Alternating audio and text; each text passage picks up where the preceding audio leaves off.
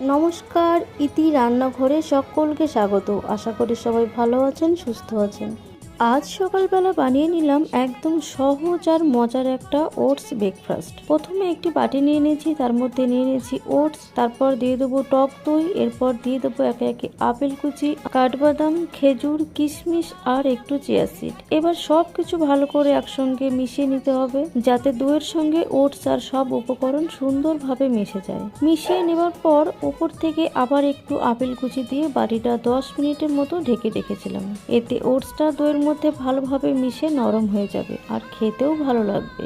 যারা হেলদি আর সহজ ব্রেকফাস্ট খেতে পছন্দ করেন তাদের জন্য এটা একটা সুন্দর অপশন হতে পারে। কিশমিশ আর খেজুর দিয়েছি বলে মিষ্টিটা আলাদা করে দেওয়ার দরকার একদমই পড়েনি। আর চাইলে এর সঙ্গে কলাও দিতে পারো, আমি এখানে আজ কলা দেইনি। 10 মিনিট পর ঢাকনাটা খুলে দেখলাম ওটসটা দইয়ের সঙ্গে খুব সুন্দরভাবে মিশে নরম হয়ে গেছে। এবার উপর থেকে আরেকটু আপেল কুচি আর চিয়া সিড দিলে খুব ভালো লাগবে। দেখতেই কিন্তু বেশ সুন্দর লাগছে, মেখে নেওয়ার পর আরো বেশি টেস্টি হয়। সকালে খুব বেশি সময় না থাকলে এই ধরনের ব্রেকফাস্ট একবার বানিয়ে দেখতে পারেন। নিজের পছন্দ মতো ফল বা বাদাম যোগ করতে পারেন। আর আপনারা ওটস কিভাবে খেতে ভালোবাসেন সেটা কিন্তু অবশ্যই কমেন্টে জানাবেন, আমি পরের বার সেটাও ট্রাই করে দেখবো।